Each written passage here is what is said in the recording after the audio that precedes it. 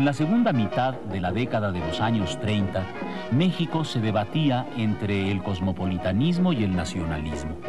El primero, representado por la bulliciosa y creciente Ciudad de México, pretendía seguir los pasos de la modernidad, sacudiéndose con prisas su antigua calma provinciana.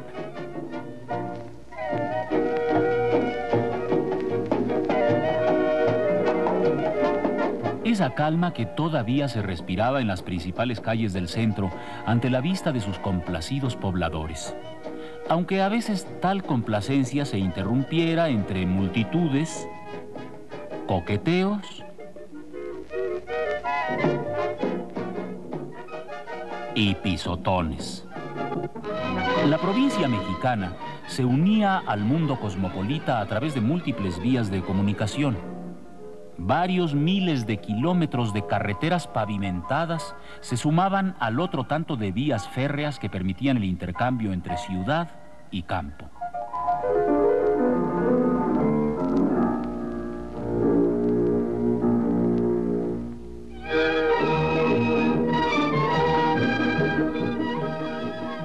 En puertos como Tampico, Veracruz, Mazatlán y Coatzacoalcos, el país tendía sus lazos con el exterior. Y los modernos aviones también contribuían a reducir las distancias que separaban a México de otras naciones. En aquellos años, la vía de comunicación más popular era la radio. A través de sus ondas se informaba sobre toda clase de eventos políticos, económicos y sociales. Pero el motivo de intercambio más socorrido por las ondas hertzianas fue el entretenimiento, con todo y sus comerciales.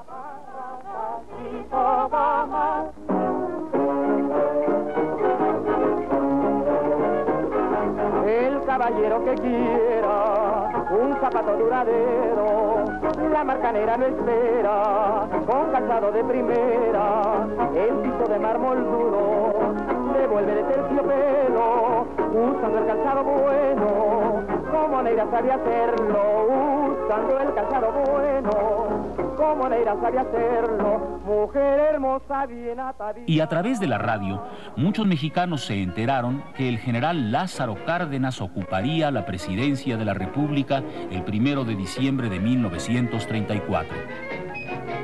El general Abelardo L. Rodríguez entregó la banda al candidato triunfador del Partido Nacional Revolucionario, quien a los 39 años de edad se convirtió en el general revolucionario más joven que ocupara la presidencia mexicana en el siglo XX.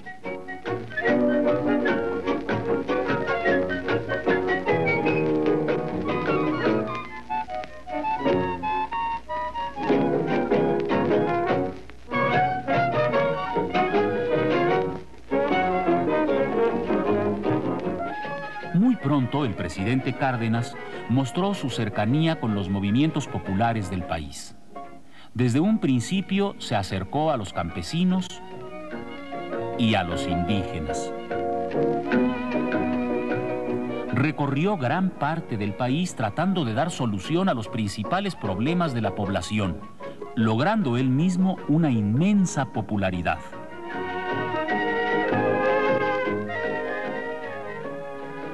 Parte del proyecto de gobierno del general Cárdenas descansaba en la industrialización del país. Sin olvidar a los obreros, esa industrialización debía hacerse para incorporar a México a la pujante economía internacional. Había que salir de la severa crisis mundial sufrida a fines de los años 20. Por ello, durante la segunda mitad de los años 30, era necesario dar un gran impulso a la industria mexicana.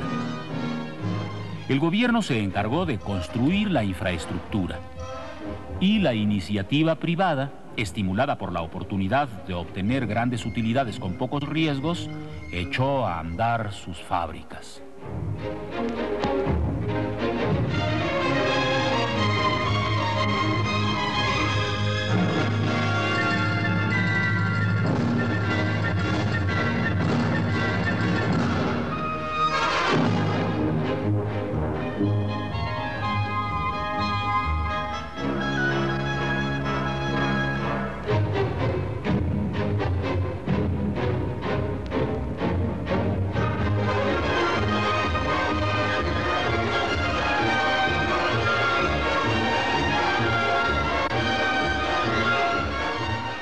numerosas empresas textiles, agroindustriales, mineras y de maquinaria pesada en las ciudades de México, Monterrey y Guadalajara atrajeron a la población rural y un gran contingente de obreros se incorporó a la transformación industrial del país.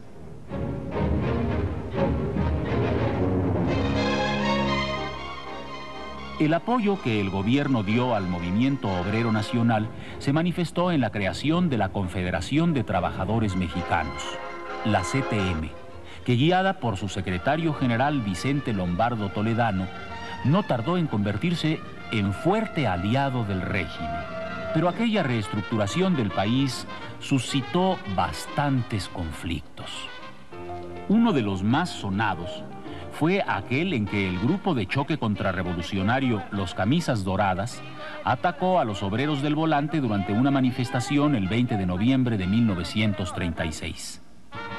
Y no solo la política obrerista fue blanco de objeciones. Grupos eclesiásticos también se opusieron al régimen cardenista. Todavía no se calmaban las pasiones de estos herederos de los conflictos religiosos que el país había experimentado en los años 20. La convivencia entre autoridades revolucionarias y jerarquía católica seguía siendo un tanto difícil, aunque en apariencia se tendiera a la calma. Las cosas se complicaron a los pocos días de que el general Cárdenas asumiera la primera magistratura. Un agarrón entre los radicales camisas rojas del recién nombrado secretario de Agricultura Tomás Garrido Canaval y los feligreses de Coyoacán aumentó la agitación. El saldo de varios muertos hizo que los ánimos católicos se caldearan. Sin embargo, lo que más agitó aquellos días fue la expulsión del general Plutarco Elías Calles. El general Calles se había convertido en la figura más poderosa del país y obstaculizaba con frecuencia los proyectos cardenistas. Fue por ello que el presidente optó por su expulsión del territorio nacional. La medida tuvo el apoyo de un amplio contingente popular y de esa manera se pudieron acelerar las reformas. No, no, no, no, María Cristina, que no, que no, que no, que no. ¡Ay! En primer lugar, se llevó a cabo una intensa labor en el campo. Durante los 6 años de gobierno del general Cárdenas, se distribuyeron casi 20 millones de hectáreas. Apoyando sobre todo al ejido, el proyecto cardenista estableció un nuevo orden rural bajo los auspicios del gobierno. Se crearon el Departamento Agrario y el Banco de Crédito Ejidal, que fueron los encargados de distribuir y refaccionar las tierras. Y que surja la ansiada redención. Voy a empezar a cantarles la canción del agrarista. Les dirá muchas verdades, señores capitalistas. Es el cantar de los pobres que en el campo trabajamos. El proyecto cardenista hizo lo posible por acabar con la miseria campesina que asolaba al país desde épocas inmemoriales. Y en gran medida logró que aquella miseria disminuyera un poco. La precariedad seguía vigente en la mayor parte de la población rural y acabar del todo con la miseria no fue posible. Sin embargo, la distribución de la tierra adquirió tal fuerza que superó con mucho la de los gobiernos anteriores, y por ello el impulso agrarista fue sello inconfundible del cardenismo. Otra modalidad importante de la reforma agraria fue aquella que puso especial atención a los grupos indígenas. Se procuró levantar el nivel de vida de los indios sin afectar demasiado sus propios estilos culturales. La tarea fue harto difícil y no siempre tuvo el éxito deseado. Pero la vida en el campo contrastaba enormemente con aquella que se retrataba en el cine. Esos años fueron los que vieron surgir a los ranchos grandes y chicos con sus charros y sus chinas y sus canciones. No me presumas ni me vengas con tus cosas, ni te molestes en pensar en mi querer. Muy lejos del campo real, Estas películas quisieron ver un México rural inexistente, alejado de toda miseria y conflicto, lleno de fiestas y bailes, de canciones y fanfarronería. No así las películas sobre la revolución, que claramente asumieron un tinte crítico. Que por más que aquí abajo hacemos y deshacemos, allá arriba nada cambia. Mira. La Revolución Mexicana se empezaba a institucionalizar y con ella los charros. En 1938, el Partido de la Revolución Mexicana se erigió en el representante oficial de la actividad política nacional, así como los charros se convirtieron en el símbolo de la mexicanidad. Entre chicas bonitas, caballos y toros, los charros se transformaron en artículo de exportación. Lo mismo sucedió con los mariachis y con todo aquello que hablara de la belleza y el arte de la tierra tapatía.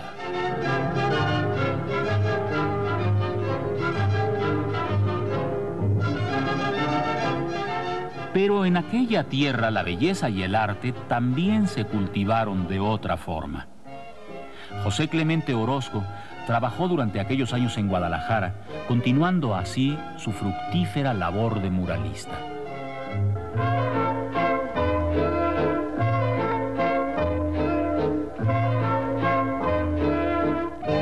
El muralismo también siguió comprometido en las manos de David Alfaro Siqueiros, quien para entonces no tardaría en trasladar su compromiso hacia la guerra en España.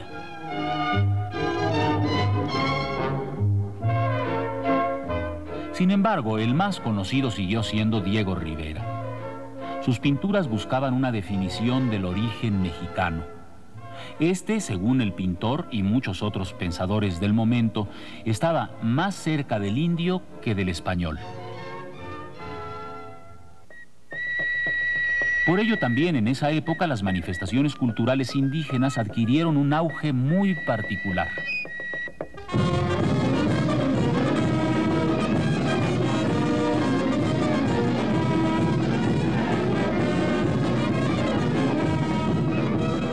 Aunque a veces así lo pareciera, no solo se trataba de reivindicar al indio como tema del folclore.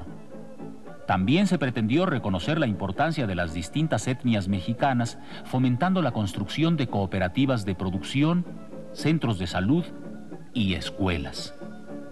Durante aquellos años la educación en general vivió un impulso inusitado. La llamada educación socialista intentó generar una conciencia colectiva sobre las responsabilidades sociales de cada joven mexicano. Arriba mulata, recoge tu vara y ponte a rumbar. Demuéstrale ser con toda tu gana, y será tu gana de verdad. En los patios, en los corredores y en los salones, se educaba con la esperanza de que esos jóvenes participaran directamente en las transformaciones del país.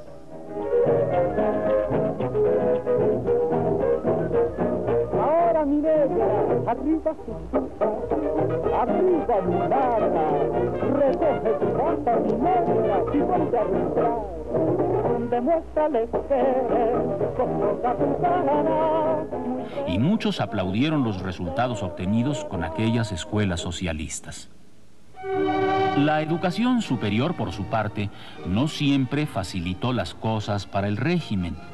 Sin embargo, supo ser solidaria con los cambios y desfiló frecuentemente a favor de las mayorías.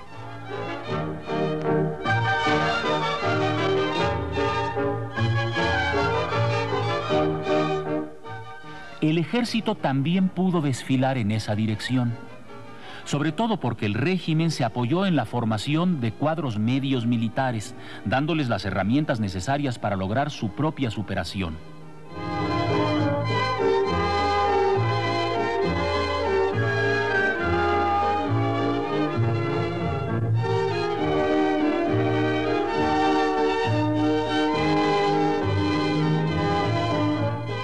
También en las escuelas del ejército surgirían los encargados de transformar al país. Se trataba de participar en el diseño de un futuro que ofrecía muchas posibilidades.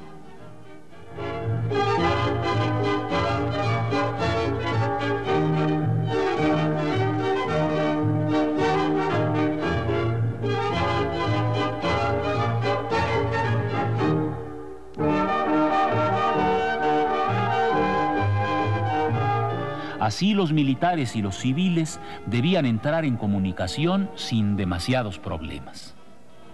Pero afuera de los cuarteles, la sociedad civil parecía ocuparse de otros asuntos. Chiquitines, recordamos a ustedes que mañana es un gran día, el día dedicado a las madres. Si tu madrecita, chiquitín, se ha ido para siempre, ese día recuérdala con más cariño, con más devoción. Sin embargo, en otras partes del mundo, las cosas no estaban para homenajes. A mediados de 1936 se desató una cruentísima guerra civil en España que duró 3 años y que sirvió de ensayo a la más sangrienta contienda que ha vivido la humanidad.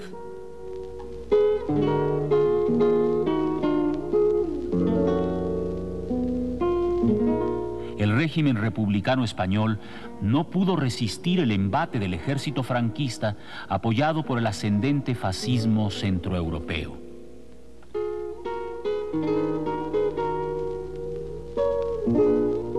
Y mientras en España se combatía, otros países competían en las tristemente célebres Olimpiadas de Berlín.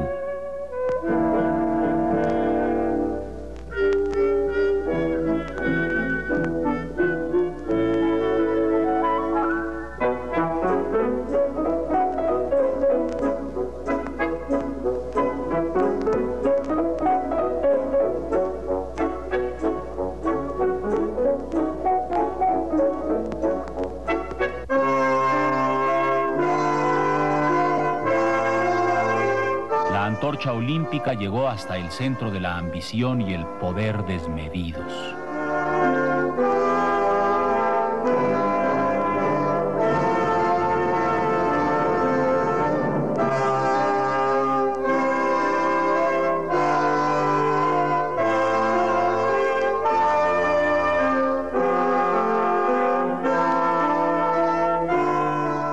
El mundo entero no tardaría en arder.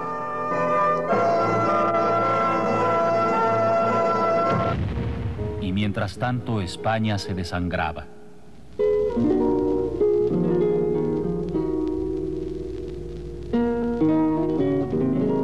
Algunos huérfanos de la Guerra Civil Española vinieron en 1937 a México y fueron internados en una escuela de Morelia.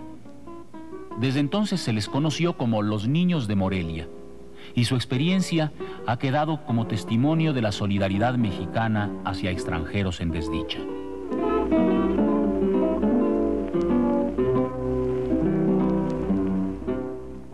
En 1937 otro extranjero en desdicha fue recibido en México. Se trataba de León Trotsky, quien supo hacerse de notables amigos mexicanos.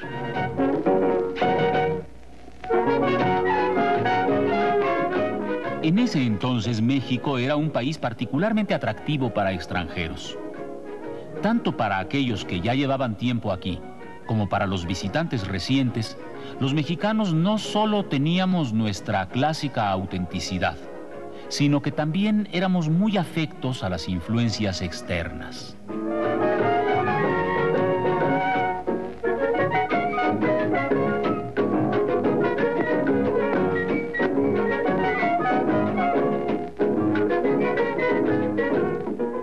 Pero esas influencias externas no siempre fueron del todo benignas. Y esto era particularmente cierto en los asuntos relacionados con el petróleo.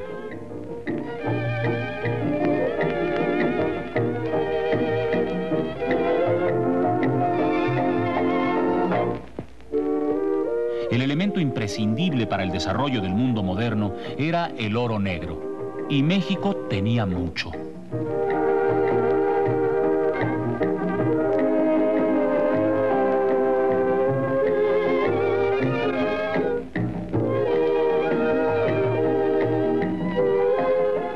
aquella riqueza no era para los mexicanos. La fuerza de trabajo sí era mexicana, pero lo que producía no se quedaba aquí. Salía en enormes barriles a enriquecer el desarrollo de otros países y a aumentar las ganancias de compañías que poco les importaba el desarrollo de México.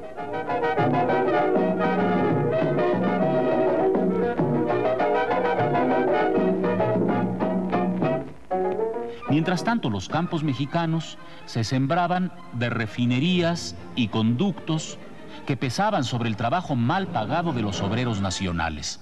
La llama del descontento no tardaría en encenderse. Y el incendio dio lugar a uno de los momentos más relevantes de la historia del país.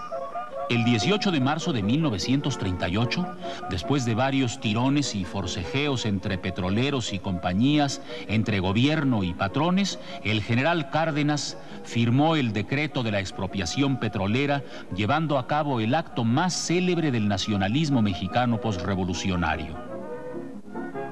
El apoyo popular a tal medida no se dejó esperar.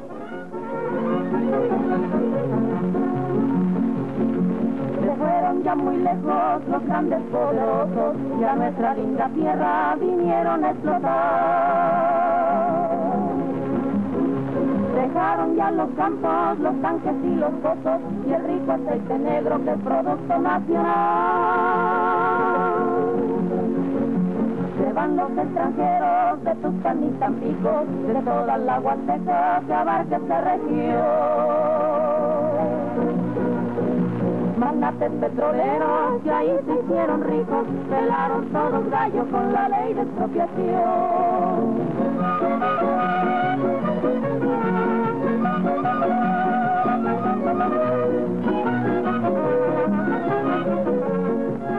Pero no tardarían en aparecer mayores conflictos. En el viejo continente germinaba la semilla de la destrucción. En Italia, el fascismo alcanzaba su punto más alto bajo el mando de Benito Mussolini. En Alemania, el nacionalsocialismo de Adolfo Hitler mostraba su afición por la guerra.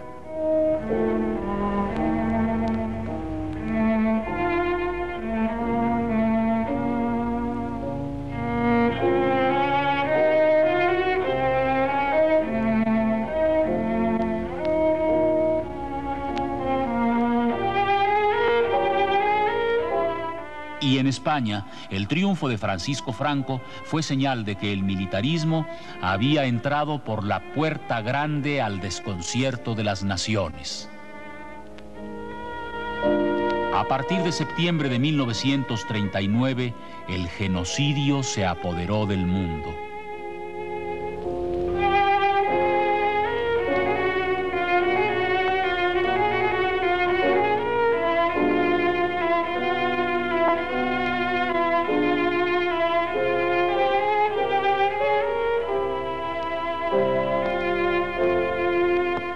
En México las cosas marchaban de otra manera. Una sociedad muy dividida vio surgir al general Manuel Ávila Camacho como candidato oficial para ocupar la presidencia en 1940.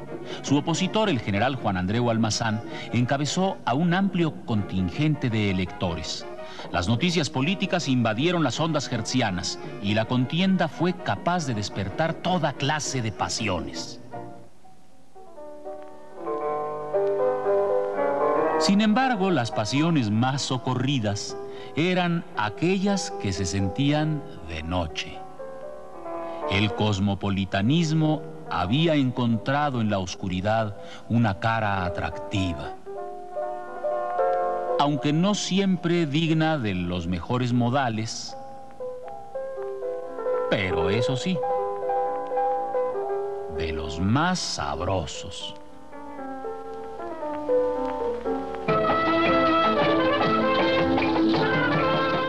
Como el baile, por ejemplo, que tanto se disfrutaba en cabarets y salones de la Ciudad de México.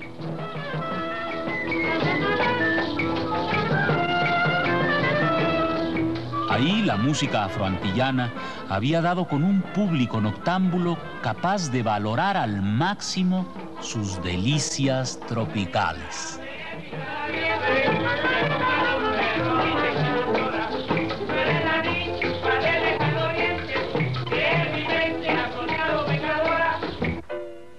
Mientras tanto, la noche seguía albergando aficiones provincianas mezcladas con una fuerte dosis de cultura urbana.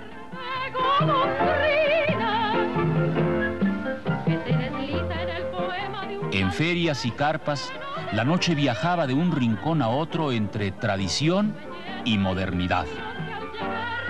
Y sobre todo en la radio de aquellos años 30 quedó la huella de una época llena de optimismo, pero también de incertidumbre.